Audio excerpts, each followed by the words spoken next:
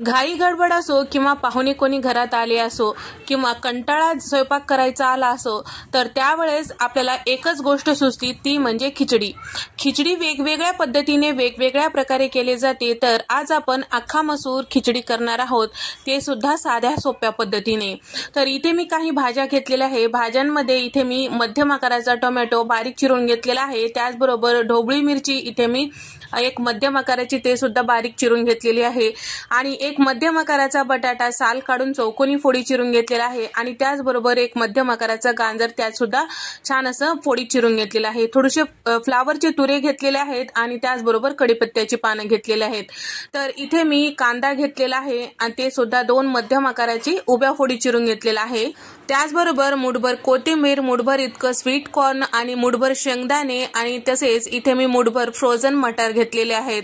तर ह्या सगळ्या भाज्या कमी अधिक तुमच्या आवडीनुसार करू शकता आणि जर तुम्हाला कोणत्या भाज्या यामध्ये ऍड करायच्या असेल तर ते सुद्धा तुम्ही करू शकता. तर इथे आपल्या ह्या भाज्या बाजूला ठेवूया. यासाठी वाटण साध्या सोप्या पद्धतीने ताजं वाटण कसं करायचं ते पाहूया. तर इथे ताजं वाटण करण्यासाठी मी घेतलेलं आहे 8 ते 10 हिरव्या मिरच्या आणि साधारण 5 ते 6 सुक्या खोबऱ्याचे काप आणि 8 ते 10 लसूण पाकळ्या, 1 चमचा जिरे आणि 2 इंचाचं आलं, 8 ते 10 कढीपत्त्याची पानं आणि थोडीशी कोथिंबीर, 5 ते 6 इथे मी काळे मिरे घेतलेले आहे, 5 ते 6 लवंगा घेतलेला आहे. पाणी न टाकता याचं वाटण तयार करून घ्यायचं आहे. आणि त्याचबरोबर 2 कप कोलम तांदूळ, 1 कप इतकं इथे मी अख्खा मसूर घेतलेला आहे. तांदूळ आणि अख्खा मसूर छान स्वच्छ 2 ते 3 पाण्याने धुवून बाजूला ठेवायचं आहे. आता खिचडी करण्यासाठी इथे मी जाड बुडाची पसरट कढई घेतलेली आहे आणि 6 चमचे तेल, 2 चमचे तूप, अर्धा चमचा इथे मी राई टाकून घेतलेली आहे. राई छान तडतडली की यामध्ये आपल्याला मुठभर शेंगदाणे टाकून घ्यायचं आहे. शेंगदाणे छान परतून घेतलं की यामध्ये कांदा टाकून घ्यायचा आहे. कांद्याचा हलकासा रंग चेंज झालं की यामध्ये बटाट्याच्या फोडी, बाकीच्या सगळ्या भाज्या यामध्ये टाकून घ्यायचं आहे. सोबतच चमचाभर शहाजिरा, 1 तमालपत्र तोडून टाकलेला आहे आणि 2 दालचिनीचे तुकडे, 1 चक्री फूल सुद्धा सोबतच टाकून घेत आहे. आता गॅसचा फ्लेम मध्यम ठेवून आपल्याला हे भाज्या साधारण अर्ध्या मिनिटासाठी छान असं परतून घ्यायचं आहे, जेणेकरून आपल्या खिचडीला छान खमंगपणा येतो. तर या ठिकाणी आता आपण जे तयार करून घेतलेलं वाटण होतं ते सुद्धा टाकून घ्यायचं आहे. तर ताजं वाटण तयार करून आपण हे खिचडी करत आहोत, त्यामुळे या खिचडीचा स्वाद दुपटीनं येतो. तर या ठिकाणी वाटणासोबत सगळे भाज्या परतून घेतलेला आहे आणि पावडर मसाल्यांमध्ये चमचाभर हळद आणि अर्धा चमचा बेडगे मिरची पावडर फक्त खिचडीला रंग सुरेख येण्यासाठी टाकून घेतलेला आहे. तिखट तर आपण हिरवी मिरची वापरलेलीच आहे. 1 चमचा इथे मी गरम मसाला टाकून घेतलेला आहे. याऐवजी तुम्ही बिर्याणी मसाला सुद्धा वापरू शकता.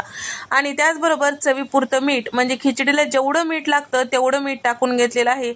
सगळ्या भाज्यासोबत छान असं व्यवस्थित पावडर मसाले मिक्स करून घ्यायचं आणि स्वच्छ धुवून घेतलेले तांदूळ, अख्खा मसूर यामध्ये टाकून घ्यायचा आहे, परतून घ्यायचं आहे. आता इथे आपल्याला गॅसचा फ्लेम कमी ठेवायचा आहे आणि 1 मिनिट या पद्धतीने परतून घेतल्यानंतर याला झाकून वाफवायचं, म्हणजे खिचडीला छान खमंगपणा येते. लगेचच पाणी टाकायचं, घाई गडबड करायची नाही. तर या ठिकाणी साधारण 1 मिनिटानंतर तर इथे मी 6 कप इतकं पाणी टाकून घेत आहे. 2 कप तांदूळ, 1 कप अख्खा मसुरा होतं, तर दुप्पट इथे मी पाणी टाकत आहे.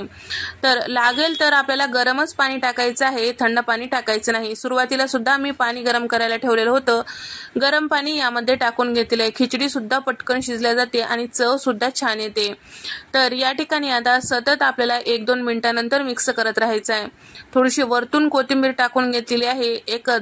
5 मिनिटानंतर या पद्धतीने मिक्स करत राहायचं आहे. जास्त मिक्स करायची काही गरज नाही, कारण इथे जास्त जर मिक्स करताल तर तांदूळ जे आहे चुरी होऊ शकते.